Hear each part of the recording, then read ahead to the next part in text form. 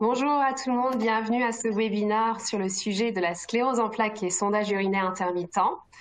Nous sommes ravis d'accueillir nos deux intervenants aujourd'hui, donc Dr Schreiber Nogueira, neuro-urologue basé à Lyon, et Monsieur Arnaud Gautelier, fondateur et directeur de l'association Notre Sclérose. Nous avons également trois intervenants de Convatec. Moi-même, je suis Émilie Zing, chef de projet en digital, et mes deux collègues Jean-Michel Marquet et Leslie Lemarec. On va faire un rapide tour de table pour se présenter. Dr Schreiber Nogueira, si vous voulez bien vous présenter en quelques mots. Bonjour, je suis neurologue et urologue. En réalité, la partie urologique a été mise après la neurologie pour m'en occuper uniquement de tout ce qui est les problèmes urinaires, anorectales et sexuels des patients neurologiques. Je suis neurologue à mi-temps à l'hôpital, au CHU de Lyon, et l'autre mi-temps en cabinet médical au centre-ville. Merci. Monsieur Gautelier, si vous voulez bien vous présenter. Oui, bonjour à tous. Je m'appelle Arnaud Gautelier, je suis le fondateur et le directeur de l'association Notre Sclérose qui a été fondée en 2007 et je suis également patient atteint de sclérose en plaques depuis 1998. Merci. Voilà. Leslie, tu veux bien? Oui, bonjour, je suis Leslie Lemarec, je suis conseillère au sein des laboratoires Convatec. J'accompagne, je réponds aux questions des utilisateurs ou bien des futures personnes qui seraient amenées à utiliser des sondes. Et également, je réponds aux questions des soignants, des professionnels de santé et puis des personnes aidantes. Merci Leslie. Et Jean-Michel? Et bonjour, je suis Jean-Michel Marquet. Donc moi, je m'occupe du médico-marketing chez Convatec depuis une vingtaine d'années et j'ai 24 ans de CHU en tant qu'infirmier et stomathérapeute avant de rentrer chez Convatec. Super. Jean-Michel, je te laisse présenter les laboratoires Convatec rapidement avant de se lancer dans le cœur du sujet. Alors, chez Convatec, toute l'histoire démarre en 1980. Je ne vais pas vous faire l'historique, hein.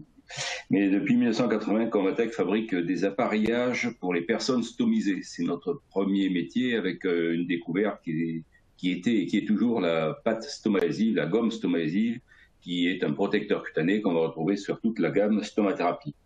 Mais notre activité est aussi diversifiée en cicatrisation, avec certains, peut-être d'entre vous, malheureusement, connaissent le duodèrme, l'aquacelle et autres. Je dis malheureusement parce qu'en général, c'est parce qu'on a eu une plaie assez grave, puisque ce sont des pansements qui sont sur prescription et qu'on ne trouve pas forcément en libre vente dans les pharmacies.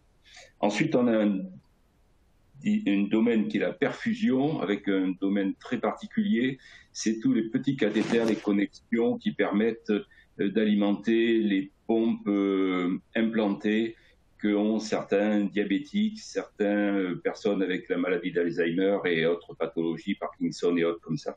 Voilà, donc on fabrique ces petites tubulures. Et puis nous avons un quatrième département, on va dire, qui est le département des dispositifs hospitaliers, avec une partie qui va concerner la réanimation, avec toutes les voies d'abord respiratoires, des sondes d'intubation, des sondes d'aspiration, enfin du matériel très, très médical, j'espère peu d'entre vous connaissent. On s'occupe aussi d'incontinence fécale, et puis d'urologie, avec là aussi des sondes, des systèmes de durées horaires, voilà, tout un matériel hospitalier. Et dans cette gamme, justement, c'est pour ça qu'on est là aujourd'hui, on a la gamme Gentle-CAT en urologie. Alors, pardon, j'ai appuyé 2 fois. Donc, en urologie, Gentle-CAT est relativement récent, mais c'est une longue histoire chez Convatec, puisqu'en fait, on fabrique des sondes depuis plus de 40 ans, avec en gros 150 millions de sondes intermittentes par an. Alors, vous allez dire, on ne les connaît pas vos sondes. Mais oui, parce qu'en fait, ces sondes, elles sont composées d'un corps de sonde qui a la tubulure, le tuyau, on va dire, pour faire simple. Et ce tuyau, en fait, c'est ça qu'on fabrique et on le vend à d'autres laboratoires qui, eux, y mettent un lubrifiant, un design, des accessoires, et tout ça, et qui vendent donc selon leur marque. Et puis, depuis 2013, on s'est dit que finalement, ça serait bien de travailler nos sondes pour nous. Et donc est née la gamme Gentle-CAT depuis 2013, mais pas en France. Et on est juste en France, en fait, parce qu'on vient de doter ces sondes Gentel 4 d'une technologie qui s'appelle la technologie FeelClean, pour amener un confort supplémentaire lié à une technique de lubrification particulière, mais on verra ça tout à l'heure. Super, merci Jean-Michel. Monsieur Gautelier, je vous laisse présenter l'association et vos différents projets. Voilà. On ne vous entend pas encore. J'ai fait une erreur de débutant, j'ai laissé mon micro coupé. Excusez-moi. C'est le direct. Eh ben, merci à tous pour ce webinaire, d'être là. Donc, moi, je me suis présenté tout à l'heure. J'ai créé l'association en 2007 pour laisser la parole aux patients, pour qu'ils s'expriment. Et ça nous aide à lutter contre les idées reçues sur la sclérose en plaques et surtout à la faire connaître au plus grand nombre. Donc l'association qu'on a créée, c'était vraiment une association sur le web, sur notresclérose.org. Donc l'association existe depuis 14 ans. On a à peu près 45 000 visites par mois. On a plus de 700 témoignages de patients et proches qui sont en ligne. On a une communauté d'entraide entre patients et on a 1600 patients bénévoles qui répondent aux questions d'autres patients. On a aussi une chaîne YouTube, Notre Sclérose TV, et on a aussi beaucoup d'articles rédigés par des professionnels de santé comme le docteur Maria Carmelita Schebert-Noguera sur la sexualité. Donc, notre site internet, c'est ça, donc avec plusieurs catégories que je vais... Oh là, pardon, hop, j'ai loupé un truc. Voilà. Donc là, on donne la parole aux patients, donc avec des témoignages sur le web qu'on peut partager. On fait parler de la maladie pour montrer ce qu'est la sclérose en plaques, donc différentes vies de patients avec la sclérose en plaques. Et donc depuis 14 ans, et ça marche toujours aussi bien. Et évidemment, nous informons les patients et les proches de qu'est-ce que c'est une sclérose en plaques. Donc, on a différents professionnels de santé qui sont des experts dans la sclérose en plaques qui nous ont offert gracieusement leur texte. Donc ça, c'est très important pour les patients. Ils sont très, très friands de ces informations médicales approuvées par des professionnels. Nous avons créé aussi une chaîne YouTube sur Notre Sclérose TV où on voulait un peu parler sur des tabous dans la maladie. Donc on a posé la question aux patients en leur disant quelles questions n'avez-vous jamais osé poser à votre neurologue.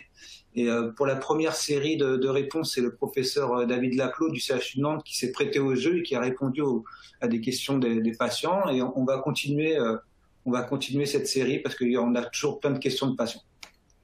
Et on a créé en 2018 une communauté d'entraide entre patients, donc en ligne, où les patients peuvent chercher des professionnels de santé ou parler de leur traitement, de leur grossesse, de tout un tas de choses, donc sur différentes thématiques. Et en fait, c'est un petit moteur de recherche qui trouve les patients les plus proches de chez vous, qui ont accepté de répondre à vos questions.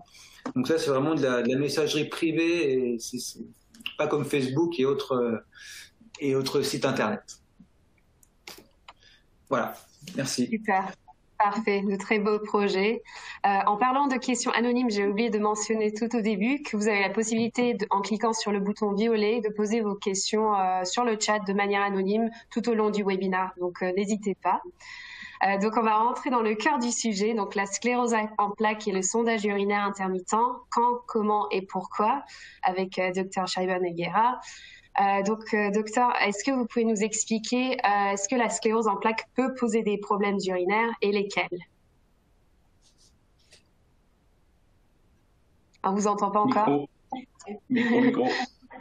Oui, la sclérose en plaques, excusez-moi, est une grande pourvoyeuse des troubles urinaires. Au contraire de ce que la majorité des gens pensent, et même les patients, les problèmes urinaires viennent quand on a des soucis dans la vessie, dans les reins, pas du tout. Les troubles urinaires dans les scléroses en plaques, ils font partie des chefs de liste, c'est-à-dire des plantes urinaires sont une des plantes les plus fréquentes dans les scléroses en plaques. Entre 76 et 87% des patients, 76 c'est 5 ans de maladie, 87% c'est 10 ans de maladie, donc pratiquement 9 malades sur 10 dans les 10-15 premières années de maladie vont avoir déjà de problèmes urinaires. Et les problèmes urinaires peuvent être même les signes débutants. On peut démarrer les scléroses en plaques avec des troubles urinaires qui feront partie de la première poussée de la maladie. c'est rare. Là, c'est 2% des cas quand c'est des troubles urinaires isolés, 10% des cas quand c'est des troubles urinaires associés ou à des troubles de la marche ou à des troubles de la vision. Mais ça vous donne une idée de combien c'est fréquent et dès le début. Donc, ce n'est pas un signe d'aggravation de la maladie, ce n'est pas un signe que votre maladie est plus importante ou plus grave qu'une autre, c'est tout simplement un des signes, malheureusement, très fréquents. En général, on commence par des troubles urinaires qui sont périodiques, qui sont intermittents, qui viennent, qui durent quelques jours, quelques semaines, que ça passe, mais progressivement, ils vont devenir de plus en plus fréquents jusqu'à devenir permanents. Les troubles urinaires viennent rarement tout seuls, rarement. Très souvent, ils sont associés avec des problèmes qu'on appelle collatéraux, qui sont dans les sphères de ce qui est à côté de la partie urinaire, c'est-à-dire des troubles sexuels, des troubles du transit intestinal. Ainsi, très souvent, donc entre 54 et 65% des hommes qui ont des troubles urinaires ont aussi des troubles de l'érection. La diminution de la libido, que ce soit chez l'homme ou chez la femme surtout, est souvent associée à l'apparition des troubles urinaires. La constipation, il faut bien expliquer, la constipation, ce n'est pas ne pas aller aux toilettes tous les jours, parce qu'il y a une majorité des gens au monde qui a un transit de tous les 2 jours. Donc pour moi, constipation, c'est au-delà de 3 jours sans y aller aux toilettes. Donc la constipation, c'est un malade sur 2 qui a des troubles urinaires, a aussi une constipation. Et les plus rares, c'est la perte fécale, mais il est vrai que 5% des patients qui ont des troubles urinaires peuvent avoir des troubles, des pertes aussi des selles. Les troubles urinaires vont apparaître dans la grande majorité des cas, comme je vous ai dit, dans les 10 premières années de maladie. Mais si on attend l'évolution de la maladie, après 10 ans, 15 ans de maladie, on va avoir pratiquement toutes les malades qui auront des troubles urinaires, c'est 96% des malades. En général, les débuts des troubles urinaires, c'est 6 à 10 ans après les débuts de la maladie. Maintenant, très important, il n'y en a jamais oublié, il n'y a aucune corrélation entre les troubles urinaires et l'âge du patient, les sexes, les types de maladies, parce qu'ils ont tous tendance à venir me dire, mais vous savez, moi j'ai une forme rémitante et c'est seulement les progressifs, pas du tout. On peut avoir dans n'importe quel type de sclérose en plaques, on peut avoir des troubles urinaires. La durée, c'est comme je vous dis, il y a des gens qui vont commencer la maladie par des troubles urinaires. Donc ce n'est pas parce que votre maladie a 1 an, 5 ans ou 10 ans que ça va contredire l'idée d'avoir des troubles urinaires. Ça peut apparaître dans tout type d'évolution de maladie, et peu importe que ce soit au début ou très tardivement, on peut en avoir. Les plus importants, parce que les gens viennent en consultation avec des piles d'IRM comme ça, en me disant, mais regardez, montrez-moi où est-ce qu'il y a les problèmes. Non. La gravité ou la toute simple présence des troubles urinaires n'a rien à voir avec vos images radiologiques. Vous pouvez avoir une sclérose en plaques avec 200 images, un tout petit problème urinaire, y avoir 4-5 malheureuses images, y avoir des gros soucis urinaires. Donc, il n'existe pas de corrélation entre la gravité, la précocité, les types de problèmes urinaires et la lésion que vous avez dans votre IRM. Et ceci est valable aussi pour les problèmes sexuels de la même manière que pour les problèmes anorectaux. C'est important à savoir. Donc, les problèmes urinaires dans les scléroses en plaques sont des problèmes liés à la lésion de démyélinisation, des pertes de myéline de votre sclérose en plaques quand elle touche une des régions qui coordonnent ou qui contrôlent votre miction. Les lésions des voies urinaires, donc les lésions des reins, les lésions de la vessie, la lésion de la prostate, la lésion du canal urinaire, dans les scléroses en plaques, c'est une rareté, mais une rareté extrêmement rare. Je vais avoir, moi qui vois des malades comme ça tout le temps, je vais avoir 5 malades dans l'année qui ont un problème vraiment dans la vessie ou dans les reins. C'est très rare. Et pourtant, les malades ont parfois des troubles urinaires très importants. Donc, les troubles urinaires ne dépendent absolument pas d'une lésion de la vessie des reins ou du canal urinaire. ils sont en rapport à la lésion que la sclérose en plaques a provoquée dans un des centres qui contrôlent la miction. Les risques de lésions des reins, de la vessie, de la prostate, du canal urinaire vont apparaître chez les patients sclérose en plaques qui ont des troubles urinaires et qui ne traitent pas les troubles urinaires. En particulier, quand vous avez des infections urinaires répétées, quand on commence à avoir des infections urinaires à répétition, là, vous entrez plein fouet directement dans les risques de lésions des reins, de la vessie, de la prostate. Et pire encore, les malades qui ne vident pas complètement sa vessie. Donc, c'est qu'est-ce qu'on appelle les rétentions urinaires. C'est les gens qui ne vident pas totalement ou qui ne vident pas complètement la vessie. Ces malades-là vont de toute manière, tôt ou tard, sans aucune exception, avoir des lésions de la vessie, des reins et de la prostate. Donc, les problèmes urinaires sont liés à la maladie et pas à la lésion de la vessie, de la prostate, par exemple. Mais si vous avez des problèmes urinaires, que vous avez une sclérose en plaques et que vous ne traitez pas vos troubles urinaires, là oui, là vous risquez d'avoir des complications.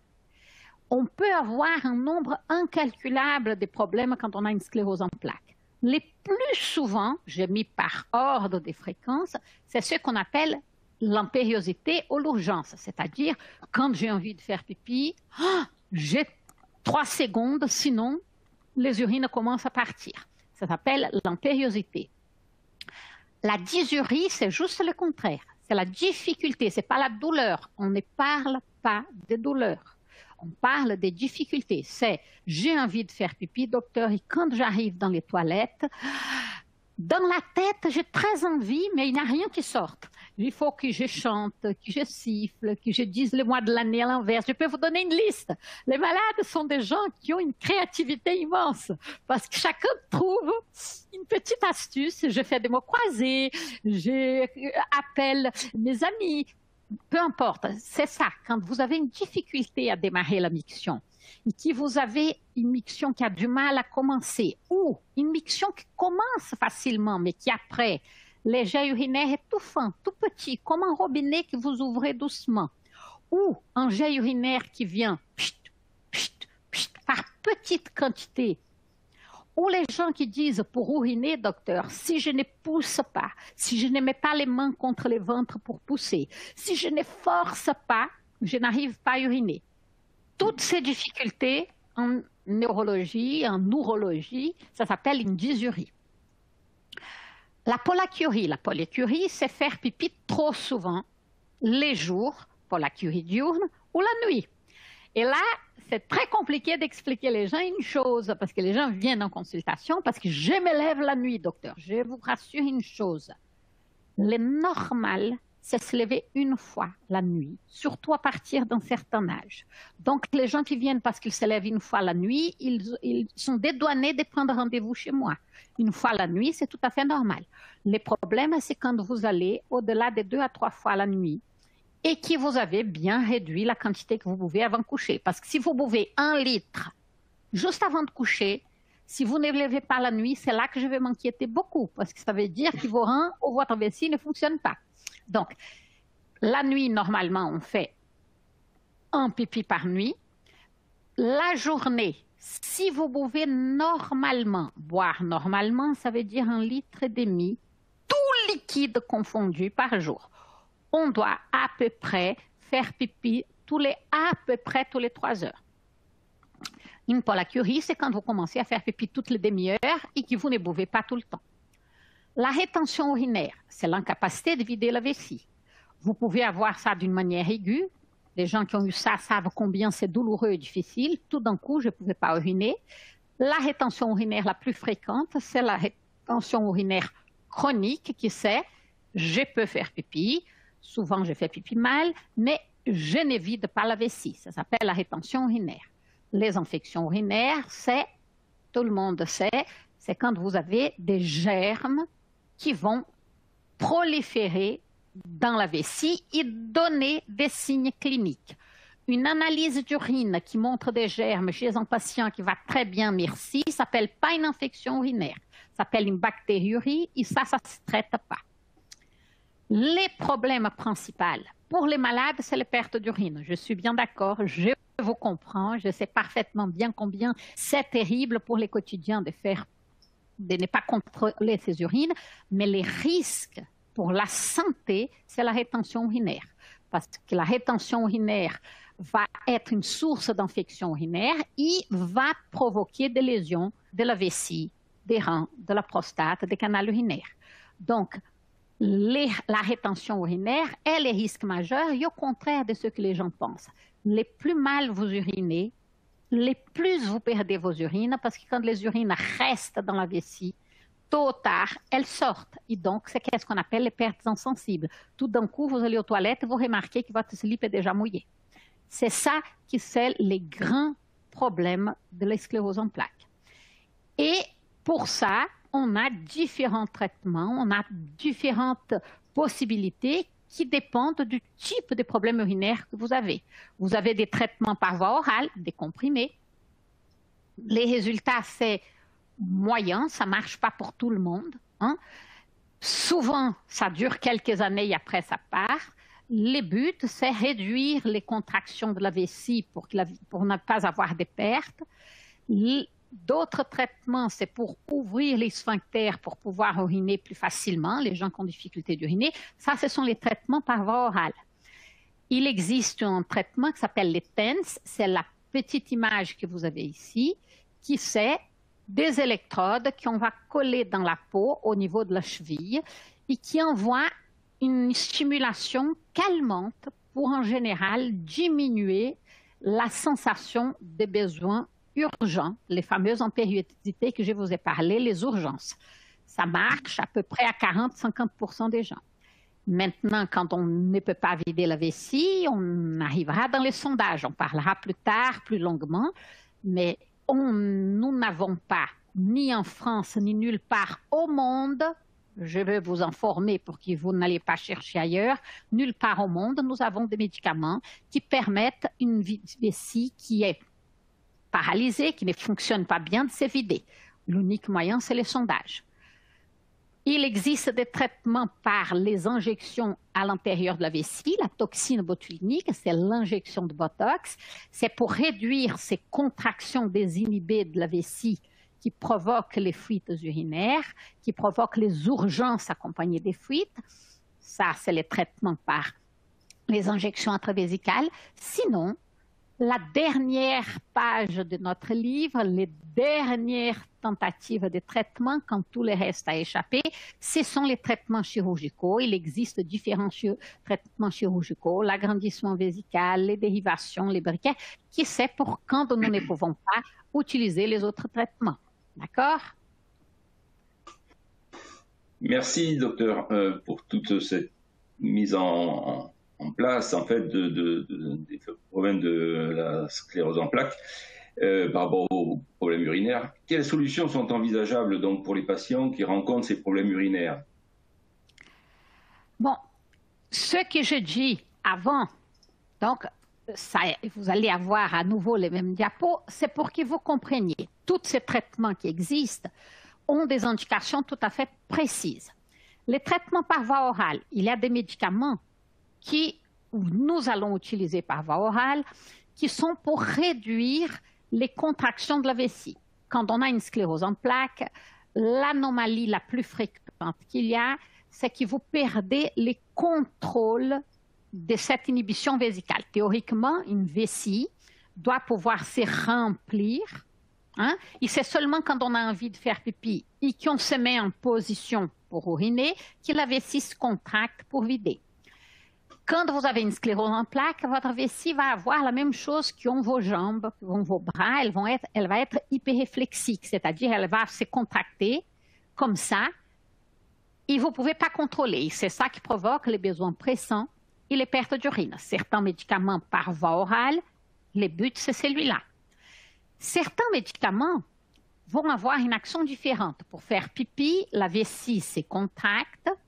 Et les sphincters, c'est les muscles qui est autour du canal urinaire, doivent s'ouvrir. C'est comme pour sortir d'une salle.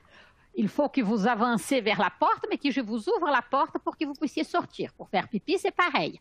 Si vous n'avez pas les sphincters qui s'ouvrent, les urines ne peuvent pas couler. Certains médicaments, pour les gens qui ont des difficultés à uriner parce que les sphincters ne s'ouvrent pas, on peut utiliser des médicaments pour faciliter la miction parce qu'ils ouvrent les sphincters. À nouveau, ça ne marche pas pour tout le monde. C'est seulement une partie des malades qui est sensible à ça.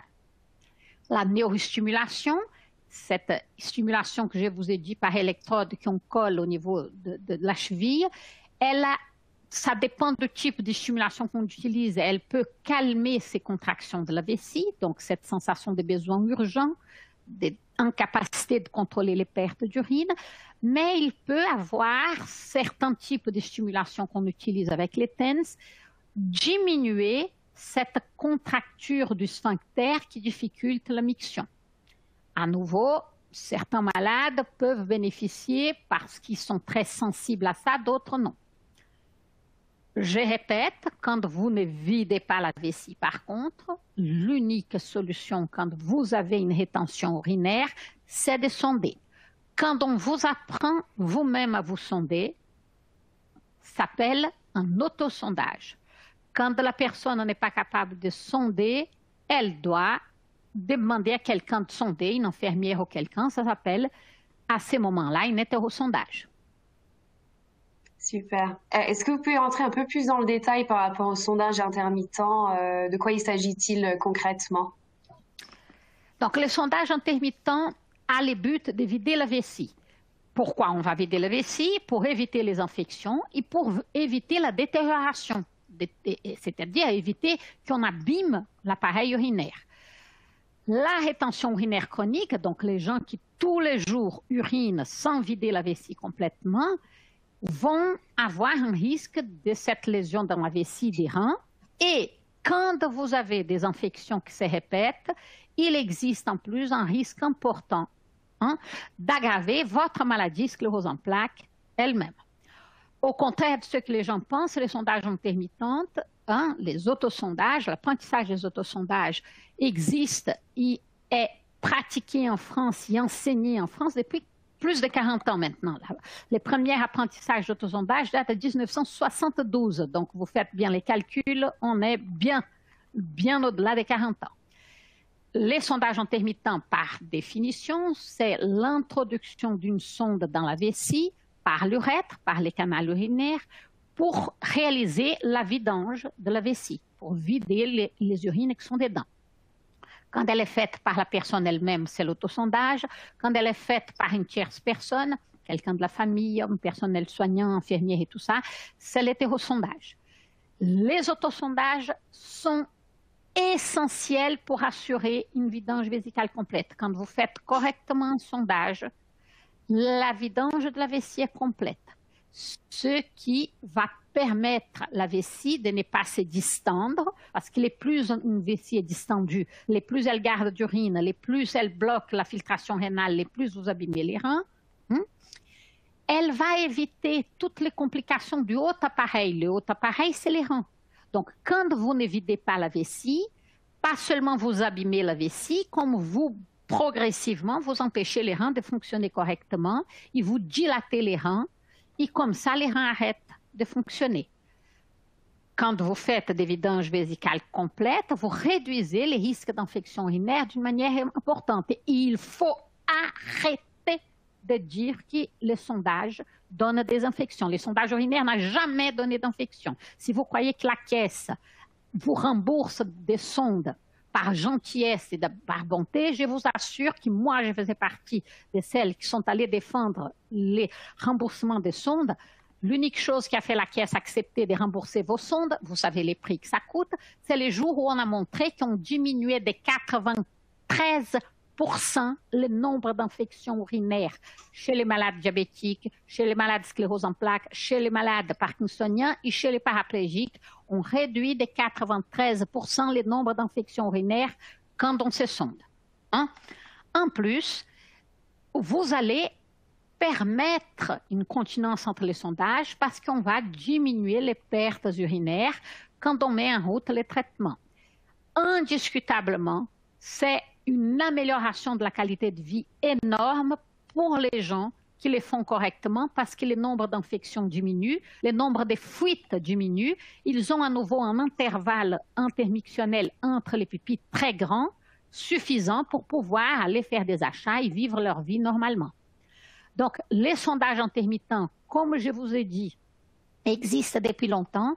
Depuis 1998, il est considéré les premiers choix dans le monde entier. Donc, 1998 marque la publication par l'Organisation mondiale de santé des sondages comme la méthode, l'autosondage, des premiers choix de traitement de rétention urinaire. La Haute Autorité de Santé de France, le ministère de la Santé, recommande pour toute population neurologique et non neurologique qui a une rétention urinaire de faire des sondages. Les autres hétérosondages doivent être faits uniquement quand la personne n'est pas capable parce que les hétérosondages ont un risque infectieux moindre que quand la personne ne se sonde pas, mais plus important que quand le sondage est fait par la personne elle-même.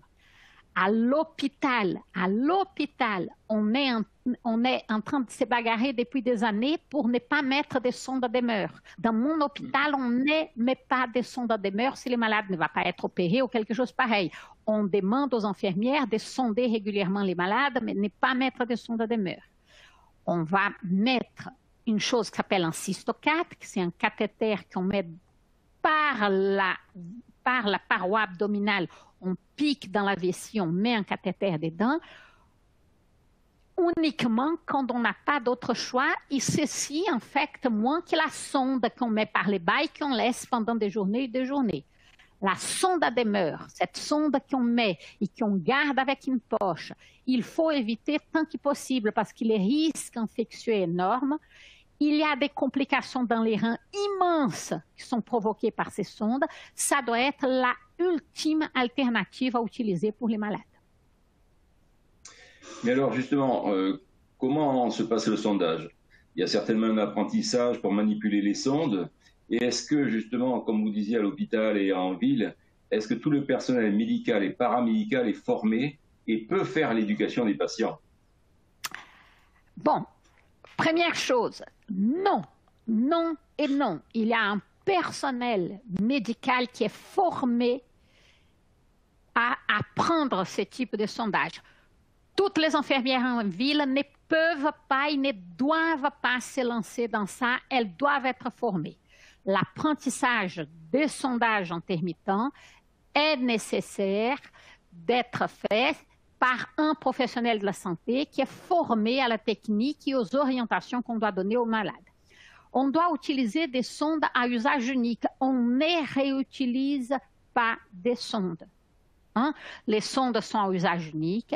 Elles doivent être autolubrifiées. Ce n'est pas à vous de passer des choses sur la sonde. La sonde doit venir lubrifier pour avoir une friction, une irritation minimale dans les canaux.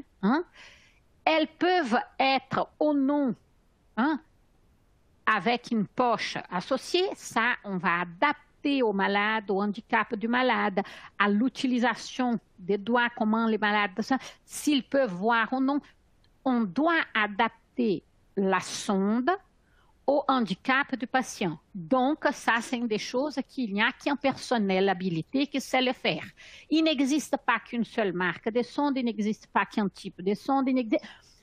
On doit utiliser la sonde qui est la plus adaptée au malade. Et ceci prend en compte toutes les conditions de vie quotidienne. Donc, les sondages, ce n'est pas pour être fait à la maison, dans votre toilette, la porte fermée. C'est-à-dire, idéalement, oui, parce que nous tous, on fait pipi chez nous, dans la porte fermée, dans notre toilette. Mais on doit être capable de faire les sondages dans toutes les activités de notre vie. C'est-à-dire, si vous travaillez, vous devrez pouvoir vous sonder dans votre local du travail. Tous les enfants à qui j'apprends à sonder, c'est pour qu'ils puissent se sonder à l'école, au collège, à l'université, pour qu'ils puissent vivre leur vie. C'est une technique propre, ce n'est pas une technique stérile. Il faut arrêter de dire « je dois mettre des sondes ». Jamais. C'est un lavage simple des mains. Aucun gant est stérile, on doit laver les mains. Laver les mains, ça veut dire eau et savon. hein? L'eau et le savon, pas de l'eau. On lave les mains, on ne met pas des gants, hein? On fait une toilette locale avec uniquement de l'eau et du savon doux, du savon de Marseille, des savons doux 2 fois par jour, pas à chaque sondage obligatoirement. On a une position adaptée. J'en ai des malades qui se sont couchés, j'ai des malades qui se sont debout.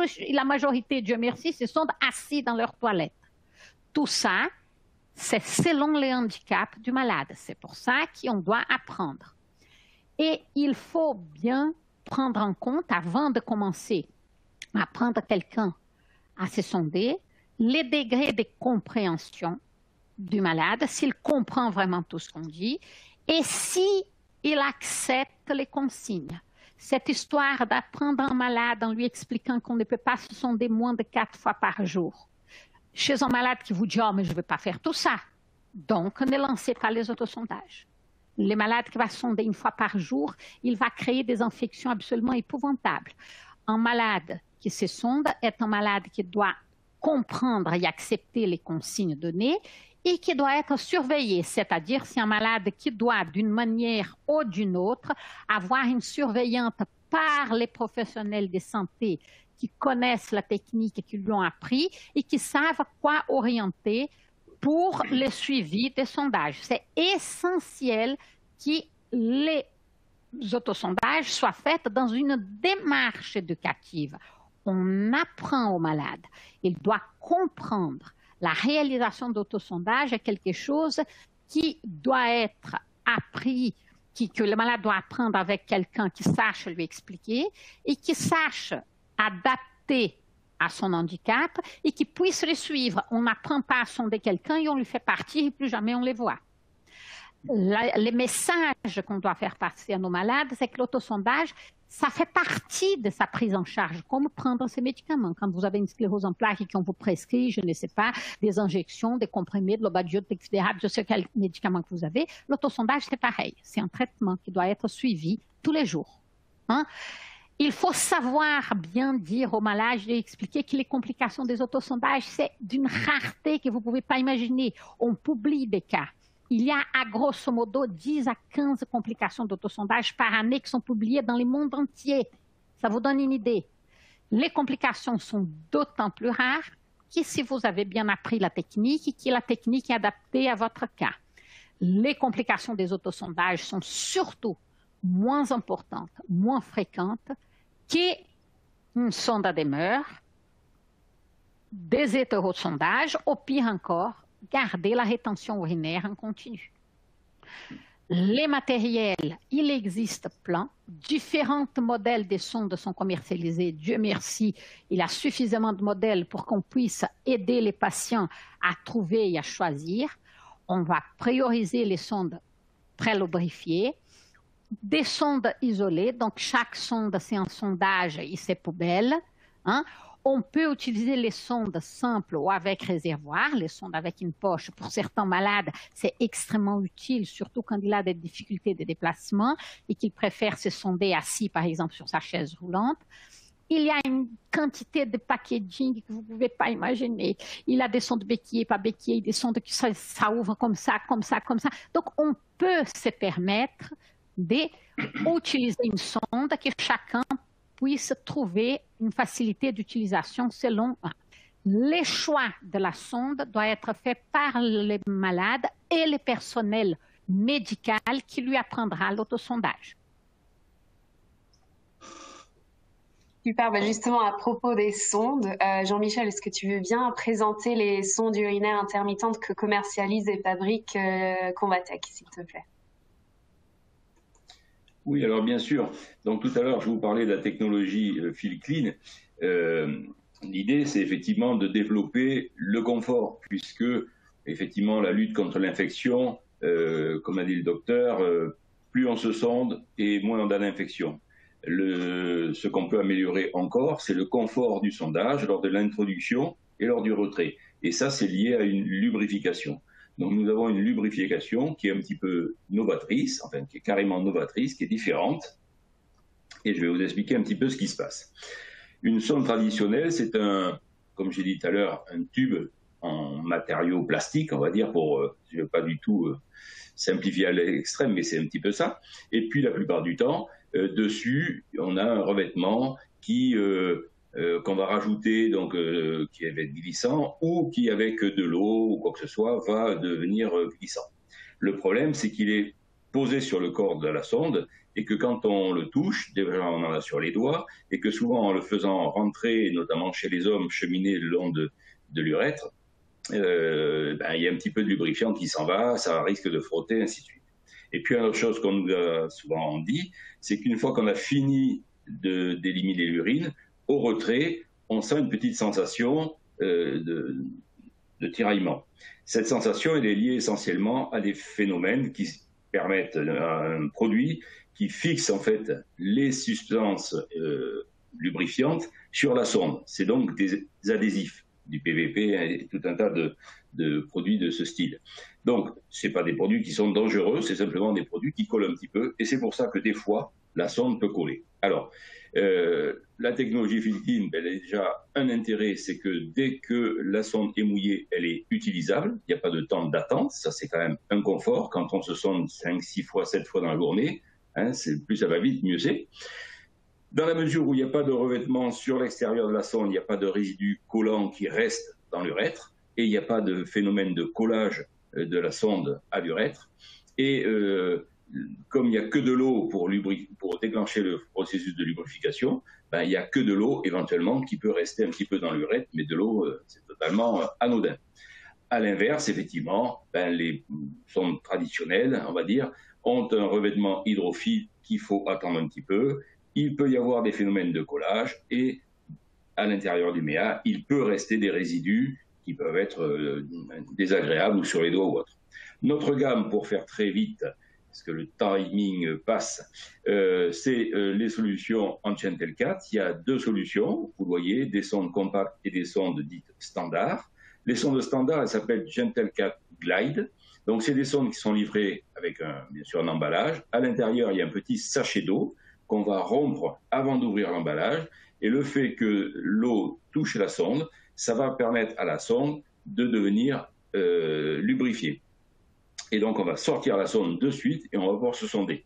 Si on hésite à toucher la sonde à plein doigt, alors que les recommandations, c'est simplement de se laver les mains correctement avec de l'eau et du savon, mais certaines personnes hésitent un peu à mettre les doigts sur la sonde, bon, pourquoi pas. Il y a un fourreau qui permet de ne pas toucher la sonde directement, sachant qu'effectivement, on peut toucher la sonde, ce n'est pas une erreur de sceptique.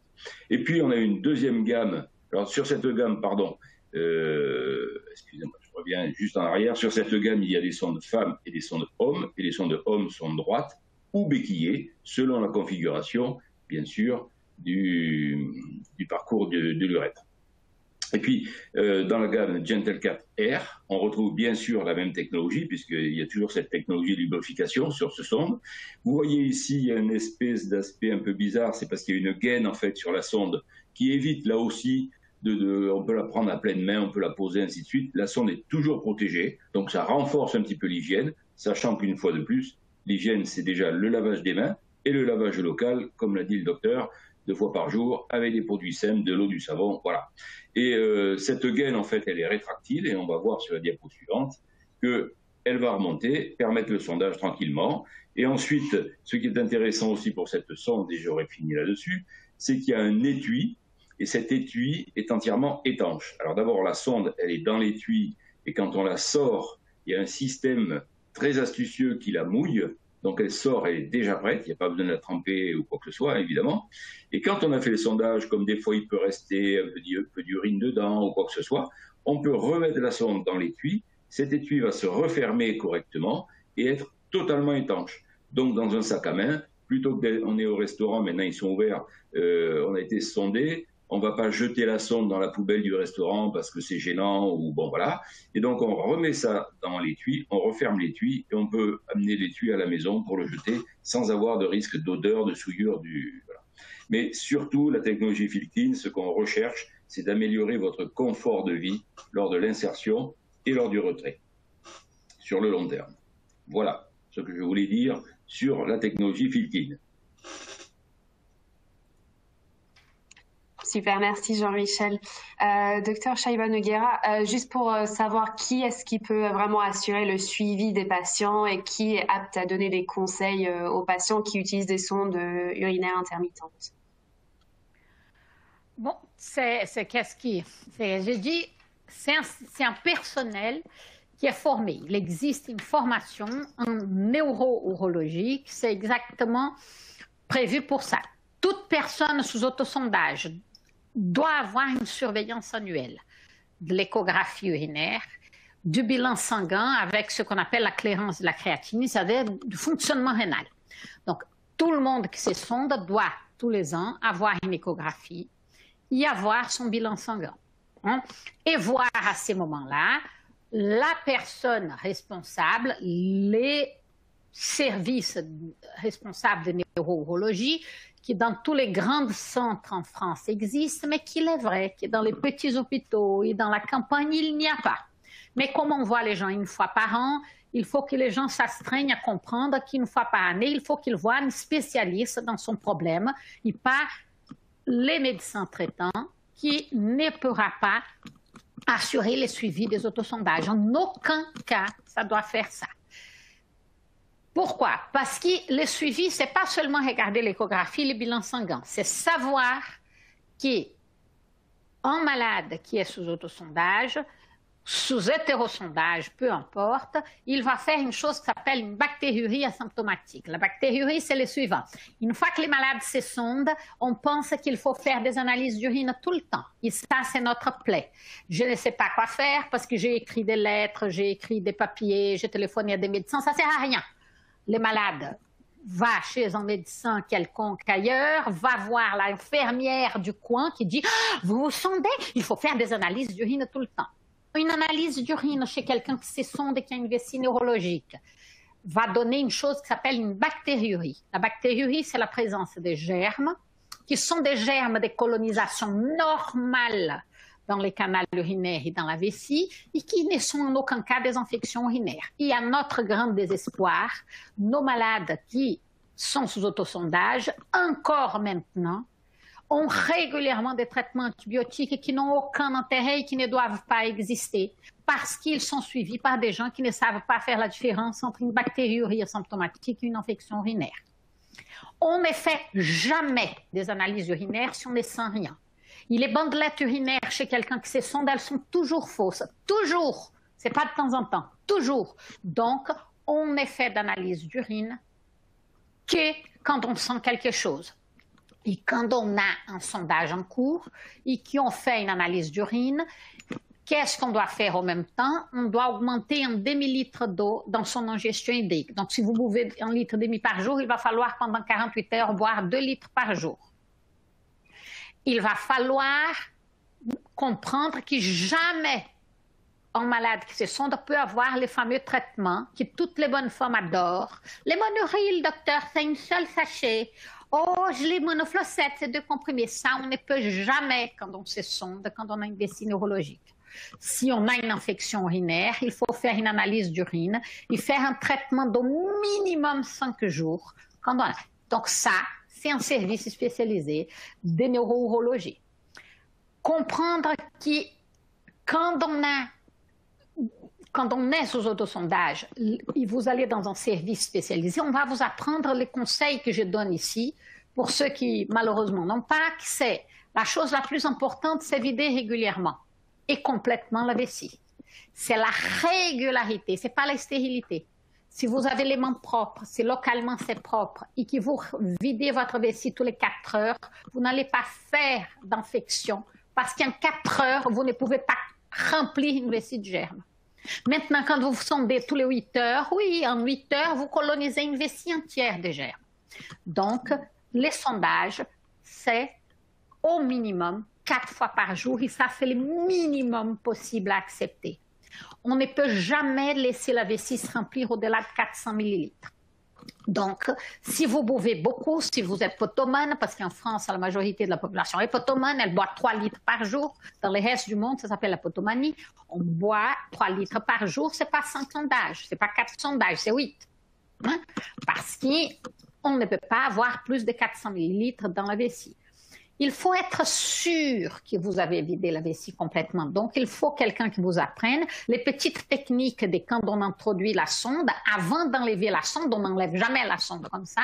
Les petits mouvements de rotation, la sortie lente de la sonde pour être sûr que la vessie est vraiment vide. Et savoir boire. On boit 1,5 litre d'eau par jour, qui ont réparti tout au long de la journée. Donc, ce n'est pas du style « je bois rien dans la journée » et quand il est 18 heures que je rentre à la maison, « oh là là, j'ai rien bu, je bois là 1 litre d'un coup ». Là, vous déréglez pour toujours votre vessie. Voilà. On ne boit jamais, le mot « jamais » est très important. En fin de soirée, surtout dans la nuit. Pendant la nuit, on ne boit jamais, jamais, jamais. Il n'existe pas moyen de faire abstraction. Et en fin de soirée, c'est-à-dire avant de coucher, jamais. Surtout si c'est quelque chose de diurétique, comme la petite tisane qu'on aime tellement. Et qu'il y a un seul pays au monde où on apprend les gens à boire de la tisane avant de coucher, c'est en France. Dans le reste du monde, on dit bien, avant de coucher, on ne dort pas. On va dormir, on ne boit pas, parce que sinon, pendant la nuit, vous êtes obligé de vider votre vessie. Et vous êtes obligé de vous réveiller pour faire un sondage. Donc, si vous avez besoin d'un conseil, il faut des gens qui ont l'habitude de tout ça, qui vont vous expliquer et qui vont vous suivre régulièrement. Merci beaucoup. Et donc, si physiquement, la maladie évoluant, malheureusement, des fois elle évolue positivement, des fois elle évolue en s'aggravant, je ne peux plus me sonder quelle solution existe du coup. Les problèmes, c'est comme l'objectif, c'est vider complètement la vessie, c'est faire les autosondages. Quand les autosondages n'existent pas, il y a une chose qui s'appelle pour l'homme, pas pour la femme. Une chose qui s'appelle l'endoprothèse. Si vous voulez, c'est ces petits tuyaux qui est un matériel qui ressemble à un ressort. Je vous jure que ça ressemble à un petit ressort. On les met dans la vessie, dans l'urètre, vous voyez comme ça. Et comme ça, la vessie sera tout le temps ouverte. À ces moments-là, le monsieur aura besoin d'avoir ce qu'on appelait avant un pénilex, c'est en réalité un petit étui pénien qui ressemble, si vous voulez, à une petite pochette en plastique qu'on met autour de la verge, qu'on va brancher dans une sonde et la vessie va continuellement se vider tout le temps. Si ça, ce n'est pas possible, on arrive dans les chirurgies. Il y a des chirurgies qui s'appellent les dérivations urinaires, qui sont des chirurgies par contre définitives.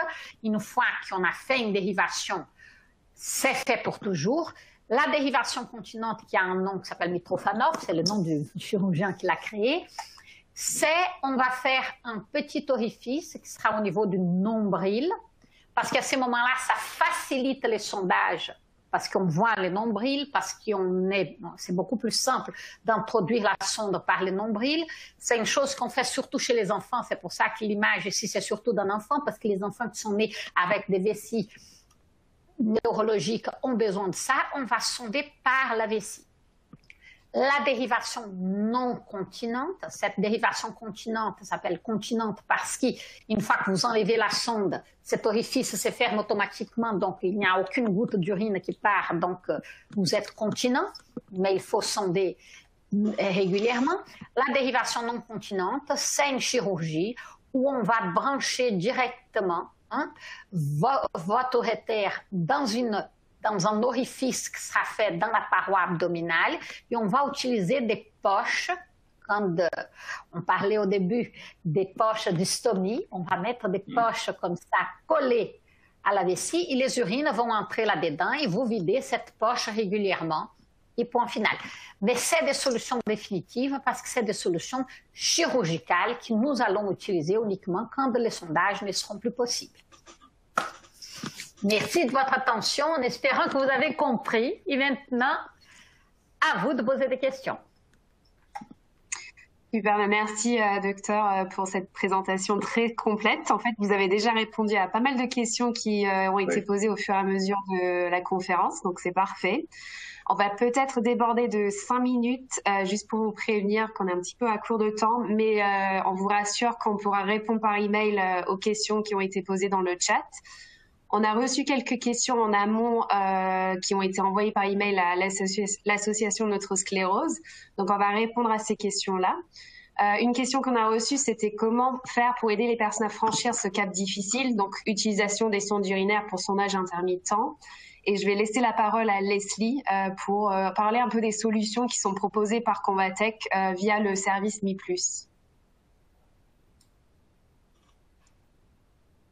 On t'entend pas encore, Leslie.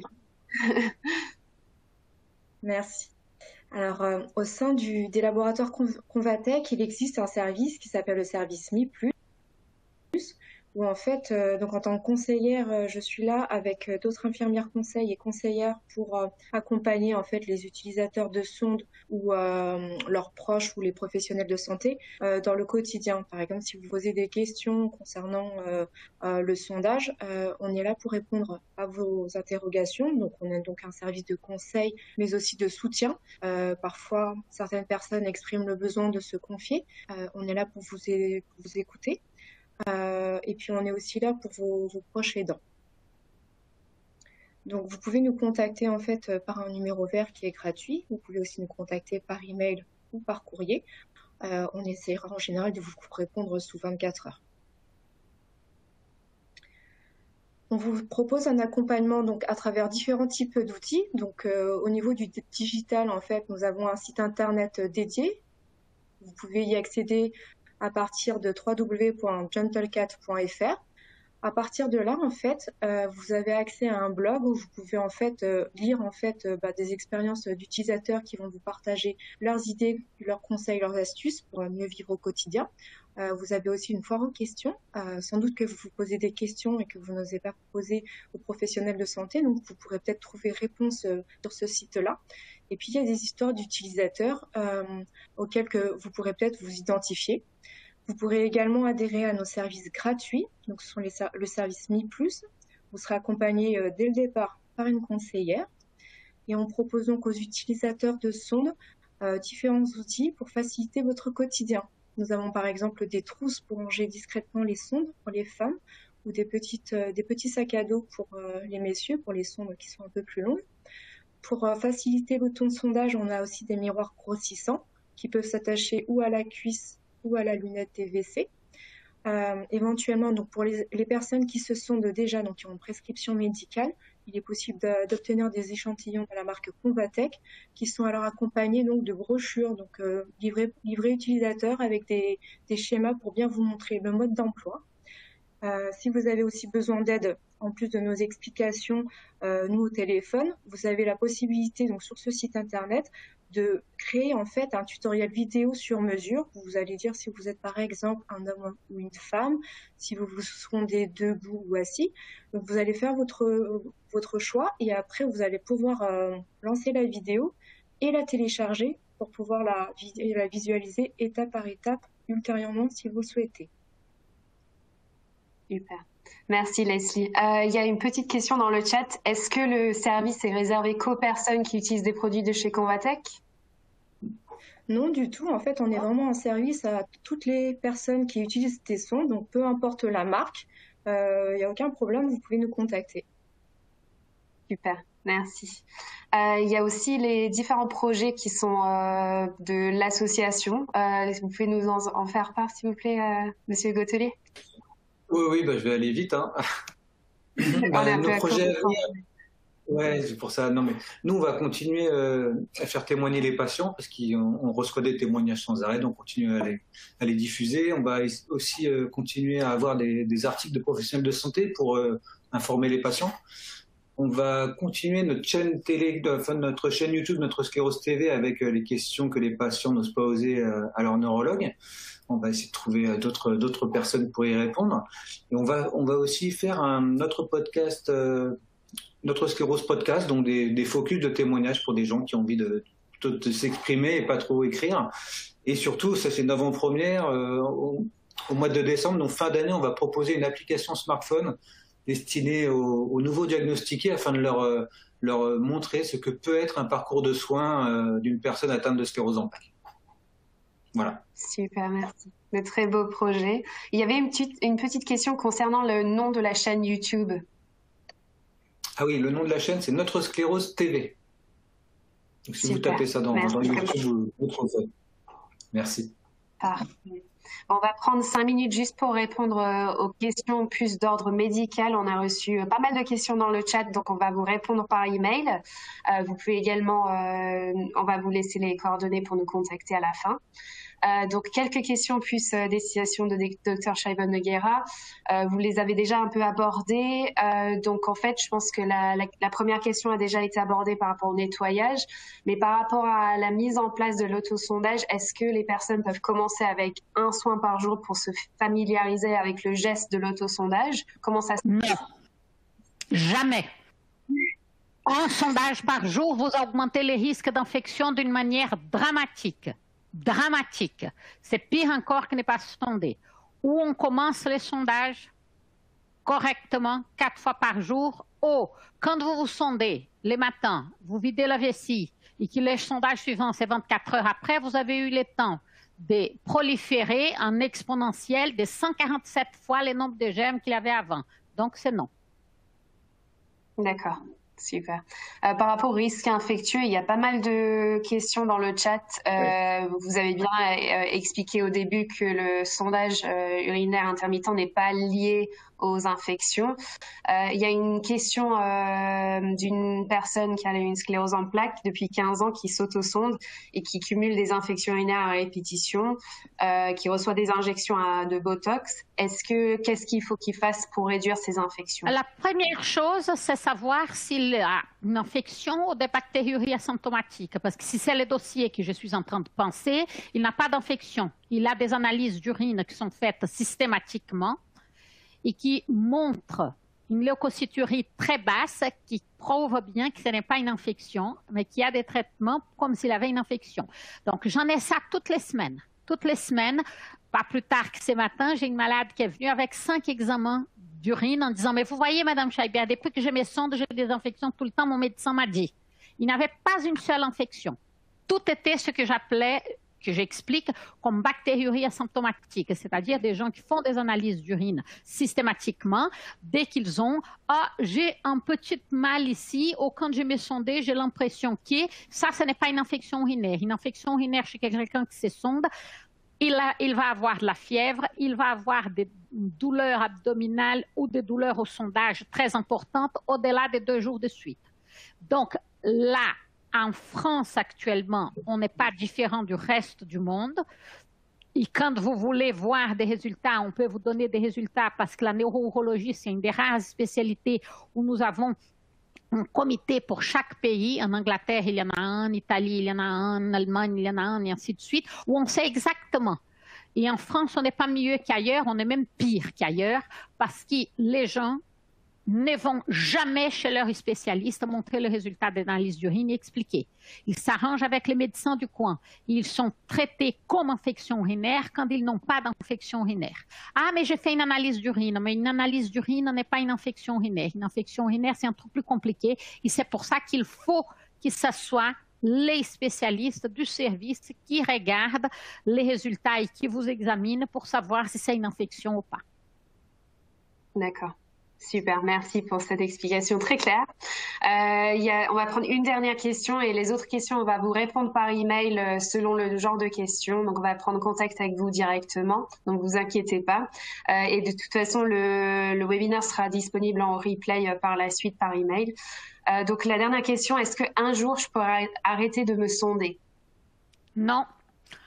Une fois que vous avez une vessie neurologique par les scléroses en plaques, on va commencer à sonder uniquement quand vos examens, l'urodynamique, les cystos, c'est-à-dire tous les examens qu'on fait, montrent que vous avez une lésion du nerf de la vessie qui est complète et définitive. À ce moment-là, la réponse c'est vous allez pouvoir arrêter de vous sonder les jours où vous êtes guéri de votre sclérose en plaques et que vous allez avoir un nerf nouveau.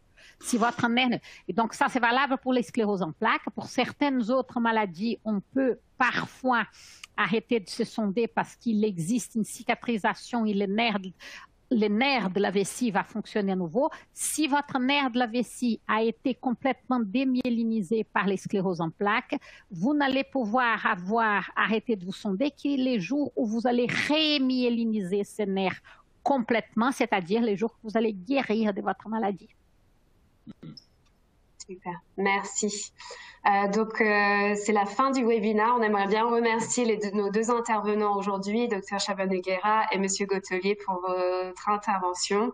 Le replay sera disponible à la suite du webinaire et vous pouvez nous contacter, nous joindre avec les coordonnées qui sont indiquées sur cette dernière slide. N'hésitez pas et merci à vous pour votre participation.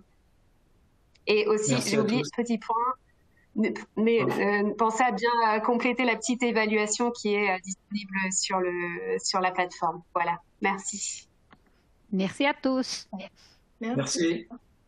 Merci beaucoup pour cet exposé très clair. Merci.